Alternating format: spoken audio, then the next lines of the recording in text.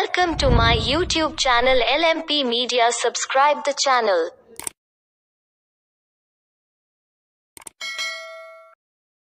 رکھیں گے اور جناب انتظام کر کے رکھیں گے کھانا پکا کر کے. جب وہ آئے گی واپس تو وہ کھانا کھائے گی جناب کا تنخواہ لائے گی اور کھانا لا کے رکھ دے گی. پکائیں گے یہ, پیالی صاف کریں گے یہ اور جناب کھائے گی وہ. ارے تو شرم نہیں آتی؟ مرد ہے قوت بازو سے گوہر پیدا کر. تجھ کو اللہ نے مرد بنایا ہے, کمانے کا ذریعہ تیرے پاس ہے, تیرے پاس قوت بازو ہے. ایسے محتاجی کی لینا چاہتا ہے جناب کاہل اعظم, بال بہر الکاہل کہنا چاہیے تم کو. پتہ چلا وہ اس طریقے کی ایسی لڑکیاں تلاش کرتے ہو کہ ہم کو کچھ نہ کرنا پڑے جناب وہی کر لے. یہ ہمارے معاشرے کا بگاڑ, یہ ہماری حوث اور ہماری لالچ. اسی وجہ سے لڑکیوں کا نکاح نہیں ہو پا رہا ہے. لڑکیاں بیٹھی ہوئی ہیں, لڑکی والے انتظار کرتے کرتے تھک جاتے ہیں بیچارے, دوڑتے دوڑتے. میرے علم میں بھی بہت سے ہیں بیچارے, 4-5 لڑکی ہیں مارے گھوم رہے ہیں بیچارے.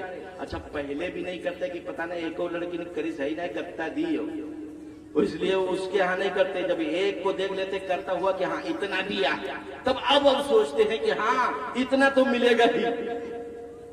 یہ ہماری حوث اور یہ لالچ یہ معاشرے میں بگاڑ اور فتنے کا ذریعہ بنی ہوئی ہے. میرے بھائی اس سے ہم کو توبہ کرنی ہوگی.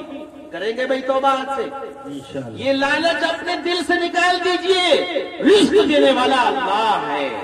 یہ دوسروں کے مالوں پر للچانے سے کچھ نہیں ہوگا, اس سے کوئی فائدہ اور نتیجہ نہیں ہوگا. مال جو اللہ دے گا, مال جو خالق دے گا, مال جو حاکم الحاکمین دے گا, کچھ ہم ذریعہ اختیار کریں گے, دے گا وہ, اس مال میں برکت ہوگی, اس مال میں خیر ہوگا. یہ دوسروں کے یہاں اس طرح سے مانگ مانگ کر کے لانے سے جناب بہانے سے مانگتے ہیں. بعض بڑے چالاک ہوتے ہیں تو ایسے ڈائریکٹ نہیں مانگتے ہیں, بڑا ہی بہانہ کرتے ہیں اور بہانے سے مانگ کر کے لے کے آتے ہیں. میرے بھائی یہ ہمارا معاملات نہایت خطرناک حد تک جا چکے ہیں, جس کی وجہ سے ہمارے معاشرے میں لڑکیاں جو ہم یہ کہتے ہیں کہ وہ بھاگ رہی ہے, اس نے زنا کیا, یہ ہمارے ہی کرتوتوں کا نتیجہ. یہ مصیبت ہم نے مول لی ہے. یہ حضور نے کب فرمایا تھا کہ اس طریقے سے تم مانگنا لوگوں سے, اس طریقے سے جو جہیز دے, اتنا لمبا مال دے لے, اس کے یہاں تم نکاح کرنا. میرے بھائی حضور کے یہاں تو یہ تھا. حضور کے یہاں نکاح کیسا تھا غور سے سنیے. حضور تشریف فرما ہے مجلس کے اندر, ایک صحابیہ آتی ہیں اور انہوں نے یہ کہا کہ یہ پیغام پہنچایا کہ اللہ کے نبی صلی اللہ علیہ وسلم مجھے نکاح کرنا ہے.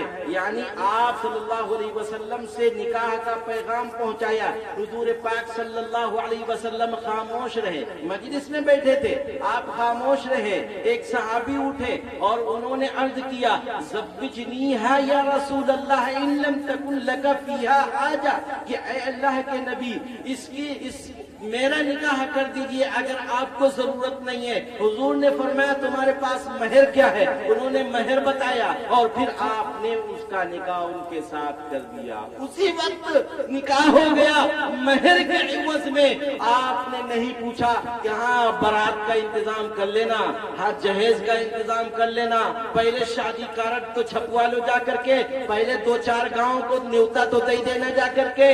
آپ نے نہیں پوچھا کہ ہاں تم بارات میں کیا کھلاؤ گے, ہاں تم چھینا کھلاؤ گے, گلاب جامن کھلاؤ گے, بکرا کھلاؤ گے, کیا کھلاؤ گے. حضور نے یہ کچھ نہیں فرمایا, نہ یہ فرمایا کہ ہاں تم انتظامات کرو جا کر کے, بلکہ اسی مجلس میں حضور نے ان کا نکاح فرما دیا. اور ذکر فرمایا تو کس چیز کا؟ مہر کا. کس کا بھائی؟ مہر کا, جس کے لیے ہم لوگ کیا کرتے ہیں؟ معاف کروا لیں گے. مہر معاف کروا لیں گے, معاف ہو یا نہ معاف ہو, زبردستی اس سے مہر. مرنے وقت بعض لوگ مرنے کے وقت مہر معاف کروا. حضور نے مہر کس وقت دلوایا؟ مہر اسی وقت. مہر عورت کا حق ہے, جو مہر دینا لازم ہے اس کو اسی وقت دینا لازم ہے.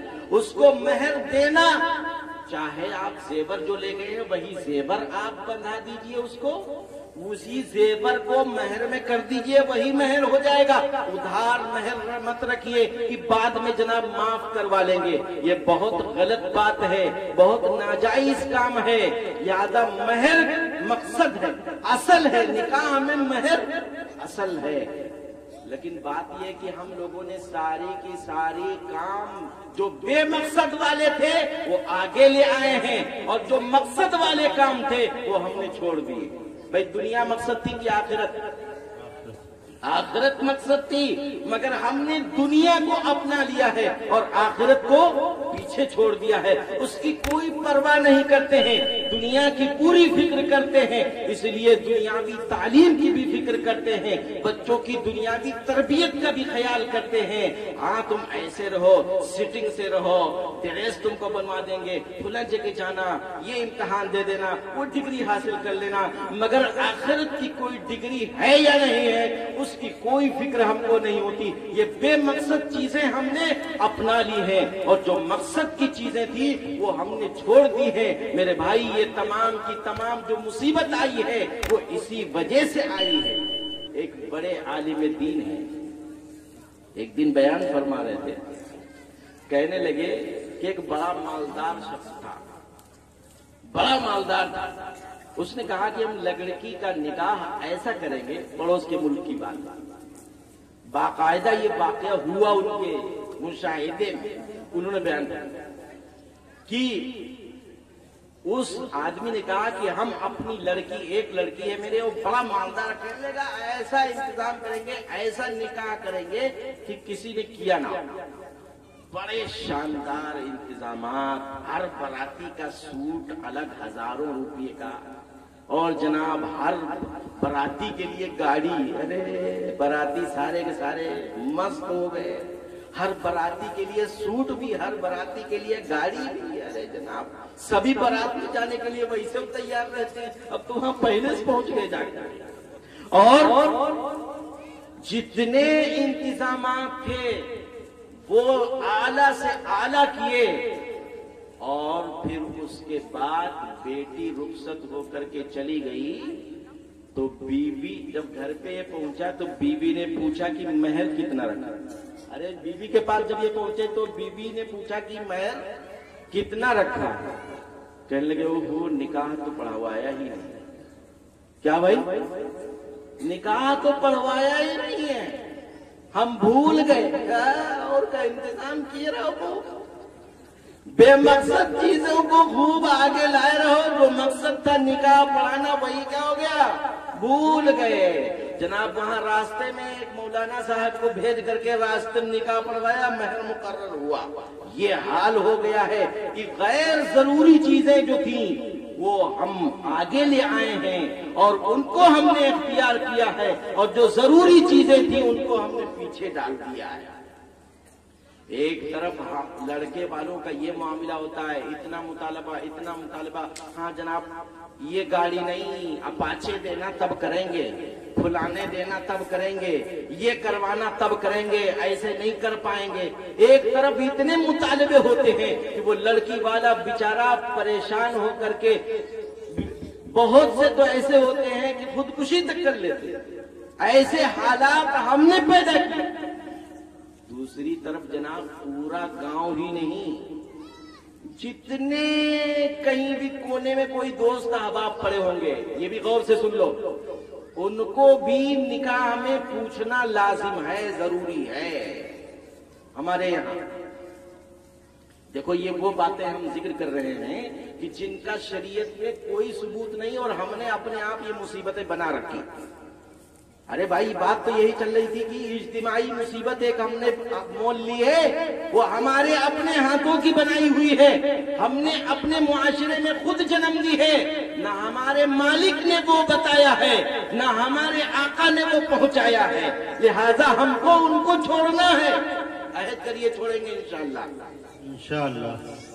برات کا ثبوت قرآن اور حدیث میں کہیں بھی نہیں ہے۔ اتنے علماء بیٹھے ہیں، کوئی برات کا ثبوت نہیں بتایا گیا، آپ چاہے جس سے معلوم کر لیجئے گا بعد میں۔ बारात का इस्लाम में कोई सबूत नहीं है।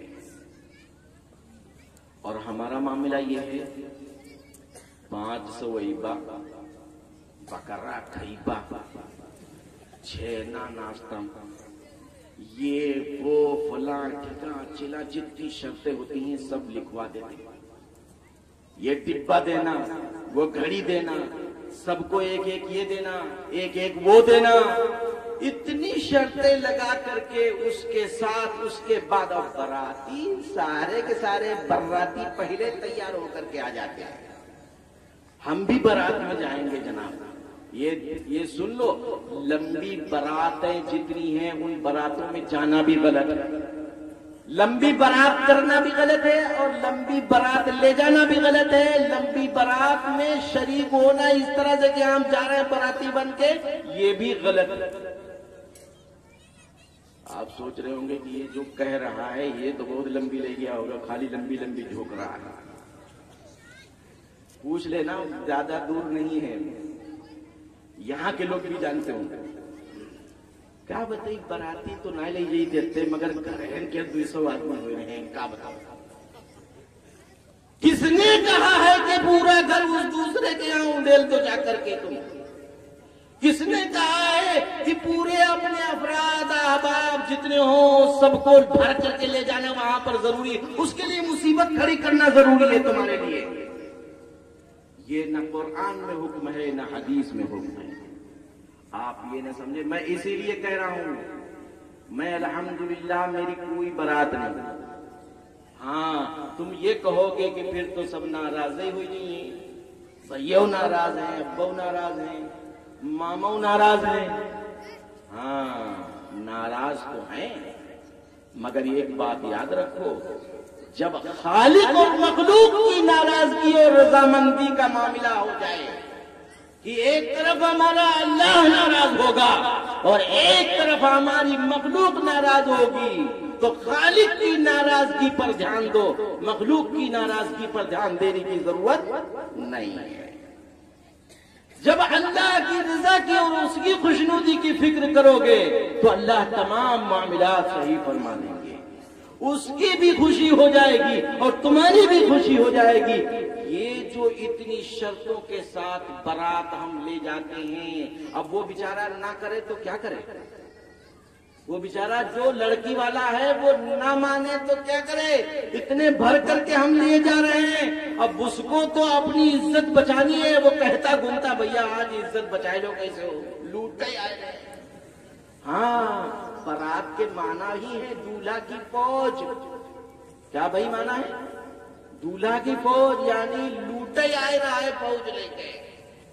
सब लोग ये अहद कर लो कि इंशाअल्लाह बारात नहीं ले जाएंगे लंबी। अल्लाह ताला हम सबको और हमारे उलमा को भी ये तौफीक नसीब फरमाए। हमसे एक साहब ने कहा, वे अपनी ये करने के लिए नहीं बल्कि इसलिए कह रहा हूं ताकि अगर हम करेंगे तो इंशाअल्लाह दुनिया में भी अल्लाह हमें उसका अज्र देंगे, तहदीस भी नियामत के तौर पर। एक बात कह रहा हूं, एक साहब हमको मिले, जब मैं बारात नहीं ले गया था, चंद अफराद 7, 8, 10 अफराद ज्यादा से ज्यादा होंगे, ये निकाह में मेरे शरीक थे। तो उसके बाद एक साहब ने हमसे कहा, मुफ्ती साहब सबको कहते देखा है मगर आपको करते देखा, सबको कहते सुना है मगर आपको करते देखा है। आप क्या मेरे घर के अफराद नहीं थे? मेरे मामू नहीं थे, मेरे मामू के लड़के नहीं थे, मेरे फूफा नहीं थे, मेरे बहनोई, 5 बहनोई है मेरे जनाब। अगर वही जोड़ लिए थे वो भी नहीं, बाद उसमें से भी नहीं थे।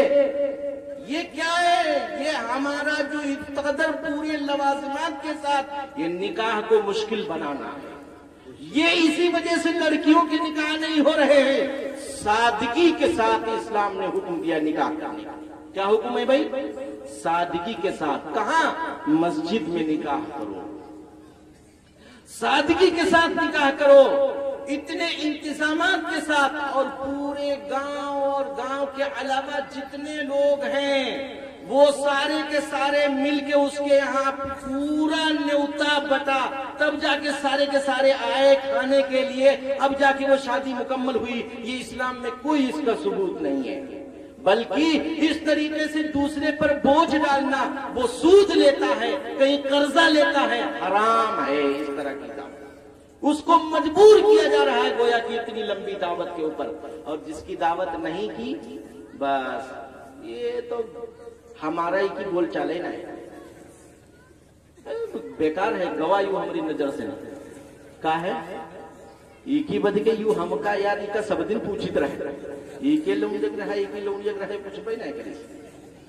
تو اب وہ سب مسلمانوں غور کرنے کی ضرورت ہے، یہ بات ماننے کی ضرورت، مانیں گے انشاءاللہ۔ کوئی پوچھے یا نہ پوچھے، یہ نہ تصور کرو کہ یوں نہ پوچھی سے تو ہم اس سے نہ پوچھنے کی وجہ سے ناراض ہو جائیں۔ کہا تو کا پھر ہی نپٹائی دی ان کا، ہاں یہ تو ہمارے یہاں کھائی رہا ہے الحمدللہ۔ ہاں اس لیے تھوڑا کھانے میں احتیاط بھی کرو، کاہے سب کے ہاتھ لمبا مار رہے پہلے سے۔ ہاں جناب شرکت بھی صحیح انداز سے کریے۔ یہ ہم نے سب نے مل کر کے ایک مصیبت اپنے لیے کھڑی کر لیا، وہ کسی طرح سے ہلنے کے لیے تیار نہیں، یہ تو ہمارے یہاں سما کہیں گے ہم ان کے کم نہ کہیں۔ میرے بھائی برداشت کرنے کی ضرورت ہے، کوئی تعاون والا ہے اس کے تعاون کی ضرورت ہے۔ وہی فضول خرچی جو ہم نے نکاح میں کیا ہے، وہی پیسہ کسی غریب بچی کا نکاح کروا دیں، اللہ کتنا خوش ہو جائے گا، ہمارا مالک کتنا خوش ہو جائے گا، خود وہ شخص کتنا خوش ہو جائے گا۔ مگر میرے بھائی جو ہم نے لوازمات کر کے اپنی براتیوں کے لیے شرط لگا رکھی ہے، اور یہ جو ہم نے نکاح کے اندر رسومات اختیار کر رکھی، پابندیاں اختیار کر رکھی، میرے بھائی اسلام میں اس کا کوئی ثبوت نہیں ہے۔ بڑی اچھی بات ہے، ابھی ہماری گاڑی میں ہی ایک صاحب تھے ہمارے ساتھ میں آئے تھے، کہنے لگے میں مفتی صاحب راجستھان گیا تھا، وہاں ایک ان کے رشتے دار تھے، وہاں نکاح ہوگا تو گئے تھے، کہنے لگے کون سی جگہ تھی؟ سیکر، ایک بڑا شہر ہے سیکر، وہاں راجستھان۔ انہوں نے بتایا کہ وہاں پر نکاح کیسے ہوا، نکاح ایسے ہی طے ہو گیا، مسجد میں آ کر کے نکاح ہو گیا، نہ بارات آئی، نہ لڑکی کے ہاں کھانا کھایا گیا، نہ ان لڑکوں نے جو لڑکے آئے تھے دولہا بن کر کے انہوں نے بھی نہیں کھایا، وہاں نکاح پڑھا، اور نکاح پڑھنے کے بعد میں پھر چلے گئے، نہ سلامی نہ وہ ڈھکڑا کیا اپنے ہاں بولتے ہیں سب، ہاں یہ رسگلہ کا باسی اور تازہ ہے، یہ کچھ نہیں ہوا، ایک بھی رسم نہیں ہوئی، اور وہ جناب صرف نکاح کے بعد دروازے پر سلام کر دیا، السلام علیکم، اس کے بعد وہ لوگ چلے گئے، اور رخصت کروانے کے لیے ان کے یہاں کے مستورات اور عورتیں آئیں، رخصت کروا کے رات میں وہ لے گئی دلہن۔ اور ایسا نہیں کہ وہ محتاج بڑے بڑے سیٹھ لوگ، مالدار لوگ، کیا میرے بھائی یہ ہم نہیں اپنا سکتے ہیں؟ اپنا سکتے ہیں۔ دیکھو جو عمل کرتا ہے، اللہ کی کسی سے رشتہ داری نہیں ہے، خوب غور سے سن لو، اللہ کی کسی سے رشتہ داری نہیں ہے کہ اللہ کی بلانے سے رشتہ داری ہے، اس وجہ سے ان کا تو سما ملا ٹھیک ہوئی گئی، یہ کچھ جگاڑ نہیں ہے۔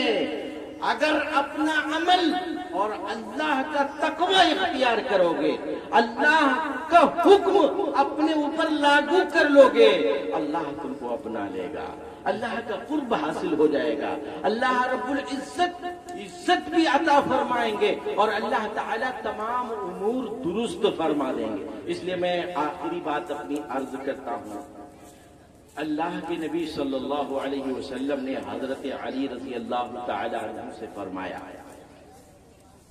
کیا فرمایا؟ یا علی، اے علی، ثلاث لا تؤخرها، تین چیزیں ایسی ہیں کہ جن کو پیچھے مت کرنا۔ غور سے سنیے، اللہ کے حبیب صلی اللہ علیہ وسلم کیا فرما رہے ہیں حضرت علی رضی اللہ تعالی عنہ سے کہ اے علی، تین چیزیں کبھی پیچھے مت کرنا، یعنی جب ان کا نمبر آ جائے تو انہی کو کرنا، ان کو اگر کرو گے نہیں تو سمجھ لیجیے ہلاکت ہے۔ مسلمانوں آج وہ تین چیزیں اپنے پلے باندھ لو۔ بھئی حضرت علی رضی اللہ تعالی عنہ کتنے قریبی تھے حضور کے، ہر اعتبار سے قریبی تھے، آپ ان کو نصیحت فرما رہے ہیں۔ وعدہ کریں انشاءاللہ تینوں چیزیں ہم اپنائیں گے، اور چیزیں تو پتہ نہیں کیا کیا چیزیں، تین چیزیں یاد رکھو۔ کیا فرمایا؟ یا علی، اے علی ثلاث لا تؤخرھا، تین چیزیں کبھی مؤخر مت کرنا۔ الصلاۃ اذا اتت، پہلی چیز یہ ہے کہ جب نماز کا وقت آ جائے تو اس میں تاخیر مت کرنا۔ چلے پہلے ہی نمبر پر ایسی بات بتائی گئی، یا تو ہم کا کبوں کرے گا نہیں۔ ہاں وہ شیطان کہوں الگ تھوڑا بیٹھا رہا تھی یار، ہمارے میں گھسا رہا تھا۔ شیطان ہمارے اندر ہے، ان الشیطان یجری من الانسان مجری الدم، جناب خون میں رگ و ریشے میں پیوست ہو جاتا ہے۔ اتنی بڑی اس کو اللہ نے بہکانے کی بھی طاقت دی ہے۔ یہ ہمارے اندر شیطان موجود ہے، وہ کہتا ہے کبھی بھی وعدہ مت کر لینا، عہد مت کر لینا ورنہ پھنس جاؤ گے جناب۔ اور اب تو جاڑا چل رہا ہے، پاکو رہنا مشکل ہے۔ ہاں جاڑا آ جائے پھر اس کے بعد پانی چھونا، اتنے کاہل صفائی۔ دیکھو اسلام میں صفائی ستھرائی اور پاکی کی جو اہمیت ہے وہ کسی کے اندر نہیں۔ آپ سب نے پڑھا ہوگا، سنا ہوگا کہ پاکی آدھا ایمان ہے، ایک حدیث کا ترجمہ ہے، پاکی آدھا ایمان ہے۔ تمام مسلمانوں یہ طے کرو کہ انشاءاللہ پاک ضرور رہیں گے، ہاتھ اٹھائیے سب لوگ، انشاءاللہ پاک رہیں گے۔ اور ایک بات ہم آپ کو بتائیں، ہم میں سے بہت سے لوگ یہ سمجھتے ہیں کہ بھائی سے پوچھ مار دی اس رہا ہے اب ناپاک ہوئے گے، گنا چولے گے رہنے اب ناپاک ہوئے گے، گھاس چھیلے گے تھے اب ناپاک ہوئے گے، پیشاب ایسے کر لیا تھا ناپاک ہوئے گے۔ ناپاک نہیں ہوتا اس طرح سے آدمی، مسئلہ بتا رہا ہوں۔ اس طرح سے اگر کسی نے پیشاب کر لیا ہے کہیں اور ایسے ہی پینٹ باندھ لی، پیجامہ باندھ لیا ہے تو ناپاک نہیں ہوگا۔ کہیں کسی بھینس نے، گائے نے پوچھ مار دی ہے، وہ ناپاک نہیں ہوگا۔ گھاس چھیلنے سے، کوئی بھی نجاست اٹھانے سے، گنا چھیلنے سے ناپاک نہیں ہوتا ہے انسان۔ ان چیزوں سے وہ اتنی چیز جس پر نجاست لگی ہوئی ہے اتنی چیز ناپاک ہوتی ہے۔ جیسے آپ کے پیجامے میں لگ گئی پیشاب، آپ نے پیشاب ایسے کیا، پانی سے دھلا نہیں، تو جتنی پیشاب آپ کے پیجامے میں جتنی دور لگی ہوئی ہے اتنا پیجامہ آپ دھل دیجئے، اپنا استنجا کر لیجئے، بات ختم، پاک ہیں آپ، ناپاک نہیں ہوئے۔ نہیں اب نہانا ضروری ہے، اس کے لیے نہانا ضروری نہیں ہے۔ بھینس نے، بیل نے جہاں پر پوچھ مار دی تھی اتنا حصہ ناپاک ہے، اتنے حصے کو آپ دھو دیجئے، آپ پاک ہیں، آپ کا کپڑا پاک ہے۔ کیوں سمجھ رہے ہو اپنے آپ کو ناپاک؟ یہ ناپاک سمجھنے سے شیطان کا داؤ بہت چلتا ہے۔ اس لیے کبھی یہ غور کرو کہ اس طرح سے ہم کبھی انشاءاللہ اپنے آپ کو ناپاک نہیں کہیں گے، نہ سمجھیں گے۔ گنا چھیل کے آئیں گے، خوب نماز پڑھیں گے، کوئی بات نہیں۔ گھاس چھیل کے آئیں گے، نماز پڑھیں گے، اپنے آپ کو پاک سمجھیں گے۔ اسی طریقے سے مستورات میں بھی، عورتوں میں بھی ایسا ہوتا ہے کہ نہیں کچھ ہو گیا، بچے نے پیشاب کر دیا بس ناپاک ہے۔ ناپاک نہیں ہے، بچے کا پیشاب جہاں پہ لگا ہوا اتنی جگہ دھل جو بس پاک ہے، نہانے کی ضرورت نہیں ہے۔ اسی طریقے سے جو ایام ہوتے ہیں عورت کے، جن ایام میں، جن دنوں میں وہ ناپاک ہوتی ہے وہ تھوڑے دن ہوتے ہیں، اب اس کے علاوہ پتہ چلا اپنے آپ کو ناپاک ہی بنائے ہیں پورا مہینہ۔ نہیں، پاکی ناپاکی کا بہت بڑا فرق پڑتا ہے ایمان پر۔ اس لیے غور سے سنو، ہر مرد عورت یہ کوشش کرے کہ ہم انشاءاللہ مکمل پاک رہنے کا اہتمام کریں گے انشاءاللہ۔ دوسری بات یہ ہے جب پاک رہیں گے تو انشاءاللہ نماز کی طرف دل آئے گا، اور پھر یہ ہوگا کہ حضور کی یہ نصیحت یاد رکھیں کہ یہ حضور کی آنکھوں کی ٹھنڈک ہے نماز، اس کو حضور نے اپنے آنکھوں کی ٹھنڈک بتایا ہے۔ تو حضور پاک صلی اللہ علیہ وسلم نے جو یہ فرمایا کہ نماز کا وقت آ جائے تو ٹال مٹول مت کرنا، سیدھے نماز پڑھ لینا۔ ہم نماز کے پابند ہو جائیں، گھر میں بھی پڑھیں، اور جو مسجد میں آ سکتے ہیں وہ مسجد میں پڑھیں، نہیں مسجد میں آ سکتے ہیں تو گھر میں پڑھیں، عورتیں بھی پڑھیں، بچوں کو بھی پابند بنائیں کہ نہیں نماز کا اہتمام کرو۔ یہ حضور کی نصیحت ہے کہ نماز کو مؤخر مت کرو۔ دوسری چیز حضور نے ارشاد فرمائی، کیا دوسری چیز مؤخر نہ کرنا؟ والجنازۃ اذا حضرت، جب جنازہ موجود ہو تو اب پھر جنازے کو ٹال مٹول مت کرنا۔ ارے ابھی ہوئی بٹیا ہوتی ہیں، ابھی ہوئی پھوپھی ہوتی ہیں، ابھی ہوئی وہاں چلے تھے ان صاحب کے ساڑو کے سمدھی ہیں، خدا جانے کتنے رشتے ناٹک بنا کر کے وہ فلاں دلی سے چلے ہیں، 3 دن میں پہنچیں گے تو ابھی ان کو رکھے ہوئے نہیں۔ تجہیز و تکفین میں تعجیل ہے، یعنی جب بھی نمبر آ جائے جنازے کا تو پہلے اس کو نہلا دھلا کر کے فوراً پھر تھوڑی دیر جو بھی رکھنا ہے رکھو۔ ایک ہمارے یہاں یہ بھی رسم چلتی ہے، جب کوئی مر جاتا ہے تو کہتی نہ وہی جب تک پلنیاں نہ آئے جی، وہی جب تک ٹھکانا نہ آئے جی، جب تک جو ہے ان کا نہلائے ہونا، ابھی نہلایا نہ جائے، جب فلانے آ جائیں گے تب نہلایا جائے گا۔ اسلام میں اس کا کوئی ثبوت نہیں ہے۔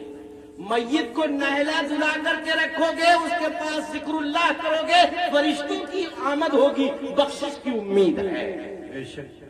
نہ یہ کہ جناب اس کو ایسے ہی سڑیل بنائے رکھے ہوئے، خود بھی سڑے بیٹھے ہوئے ادھر ادھر کی پھینک رہے ہیں، غیبت کر رہے ہیں، یہ اس کے عذاب کا ذریعہ بن سکتا ہے، ہمارے بھی عذاب کا ذریعہ بن سکتا ہے۔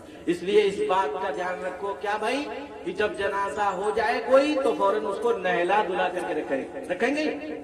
ہاں جب رکھنا ہے تھوڑی دیر تو نہلا دھلا کر کے اس کو تیار کر کے رکھیں گے، اور پھر بہت زیادہ انتظار نہیں کریں گے، اور کسی کے آمد کا بھی بہت لمبا آ رہا ہے یا اس سے کہہ دے بھائی وہیں سے دعائیں مغفرت کر دینا، اللہ اکبر، آپ جنازہ پڑھیں، جنازہ تو اذا حضرت آ جائے تو پھر مؤخر نہ کرو۔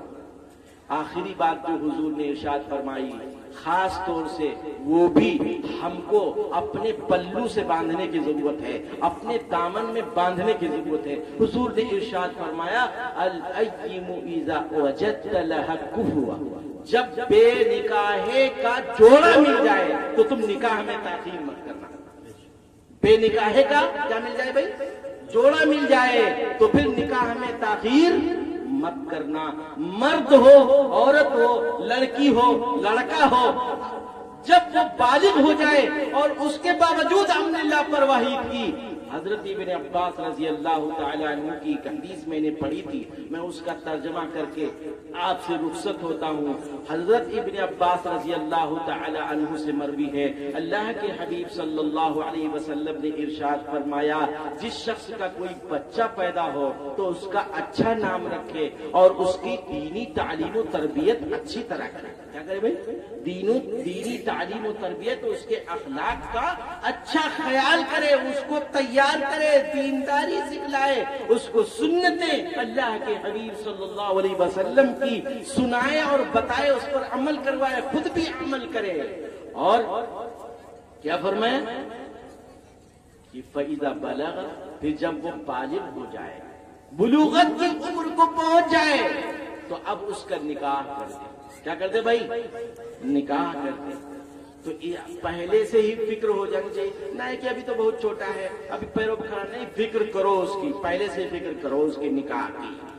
جب فکر پہلے سے نکاح کی کرو گے تو یہ بکرا جتنے بکراتی جھاڑتے گھومتے نا یہ کچھ نہیں ہوگا، یہ جتنے فتنہ فساد پھیلتے نا یہ کچھ نہیں ہوگا، یہ سارا کا سارا معاملہ نارمل ہو جائے گا، یہ فحاشی اور بدماشی ختم ہو جائے گی اور ہمارا ماحول اور معاشرہ اچھا ہو جائے گا۔ تو آپ نے کیا فرمایا؟ یہ فرمایا کہ فَإِن بَلَغَ وَلَمْ يُزَوِّجُهُ، پھر اگر وہ بالغ ہو گیا بچہ اور بچی اور اس نے نکاح نہیں کیا اس کا اور اس نے کوئی گناہ کر لیا، فَإِثْمُهُ عَلَىٰ أَبِيهِ، تو اس کا گناہ اس کے باپ کے کھاتے میں لکھا جائے گا۔ اللہ تعالی ہماری ان گزارشات کو قبول فرمائے۔ وآخر دعوانا الحمد للہ رب العالمین۔